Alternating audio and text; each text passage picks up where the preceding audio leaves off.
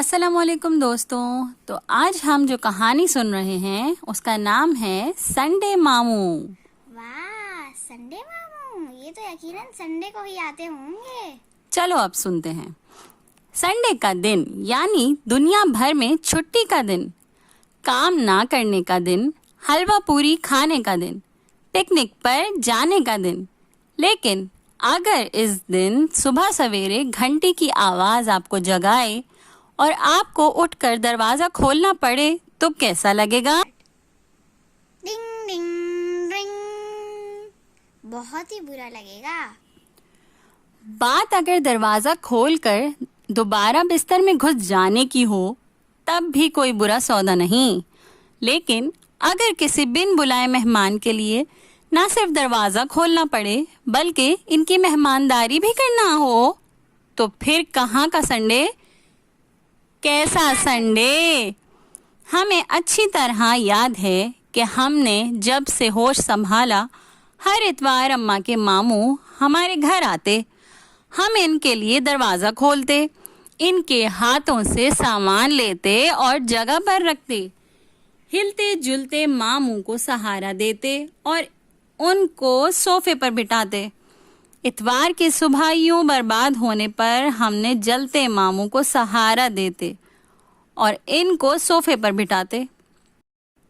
اتوار کی صبح یوں برباد ہونے پر ہم نے اماں سے کئی دفعہ احتجاج بھی کیا، بلک بلک کر روئے، لیکن اماں ہمیں گھورتیں اور آنکھوں میں آنسو بھر کر ابا کی طرف دیکھتیں.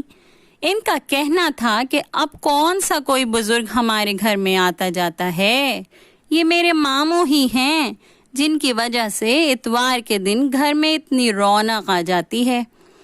شاید اسی لیے جل کر ہمارے چھوٹے بھائی نے ان کا نام سنڈے ماموں رکھ دیا تھا.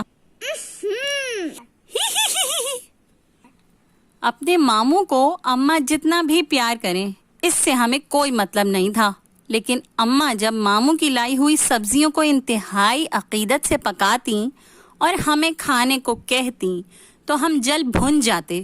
ہم اکثر سوچتے کہ ماموں سبزی فروش کے پاس سے گزرتے ہی کیوں ہیں، کسی تکہ یا برگر والے کی دکان سے ان کا گزر کیوں نہیں ہوتا. سنڈے ماموں بھی اماں کے ماموں ہونے کا حق خوب نبھاتے. اماں کو جب کہیں کسی شادی میں جانا ہوتا وہ ان کو گھر بلوا کر ہم سب بچوں کو ان کے حوالے کر دیتی.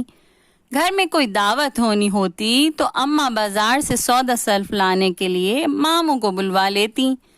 ہم بچوں کو نزلہ بخار ہوتا تو ماموں سے مشورہ کرتی اور ہم پر ہر قسم کے بد مزہ نسخے آزماتی. اگر کسی حکیم یا ڈاکٹر کے پاس جانا ہوتا تو ماموں کی خدمات لی جاتی کیونکہ ماموں شہر کراچی سے اچھی طرح واقف تھے. شہر کا کون سا حکیم یا کون سا ڈاکٹر سب سے اچھا ہے، گاڑی کے لیے مکینک کہاں ملتا ہے، کون سا قصائی کون سا درزی کس علاقے میں رہتا ہے، ماموں کو سب کا معلوم تھا. سنڈے ماموں ماموں نہ تھے، کراچی کی چلتی پھرتی ڈائریکٹری تھے. سچی؟ پھر تو یہ ڈائریکٹری ہمیں بھی خرید لینی چاہیے. پھر ایک دفعہ یوں ہوا کہ گرمیوں کی چھٹیوں میں ہمارا کراچی سے بذریعہ ٹرین باہر جانے کا پروگرام بنا، مگر آخری دن ابا کو آفس کے کسی ضروری کام کے سلسلے میں روکنا پڑا. اماں نے ہمیں ماموں کے حوالے کر دیا. ٹرین کا سفر اور وہ بھی سنڈے ماموں کے ساتھ. قسمت کی اس ناانصافی پر ہمیں بہت غصہ آیا. پھر غور کرنے پر ہمیں ماموں کے ساتھ جانے کے بہت سے فائدے نظر آئے. اب ہم وہ ساری شرارتیں کر سکتے تھے جن کا اماں ابا کے رہتے کوئی امکان نہیں تھا. اور بچوں، اس طرح کہانی ہوئی ختم. اب بتاؤ بیٹا، اس کہانی سے ہم نے کیا سیکھا؟ ہم نے یہ سبق سیکھا. کیا سیکھا؟ ہم نے اس کہانی سے یہ سیکھا کہ ہمیں ہمیشہ بڑوں کا ادب و احترام کرنا چاہیے اور بڑوں کے ساتھ رہنے میں تو ہمیشہ فائدہ ہی فائدہ ہے. چلو اچھا، آپ چینل کو سبسکرائب کر دینا. ٹاٹا، بائے، اپنا خیال رکھنا.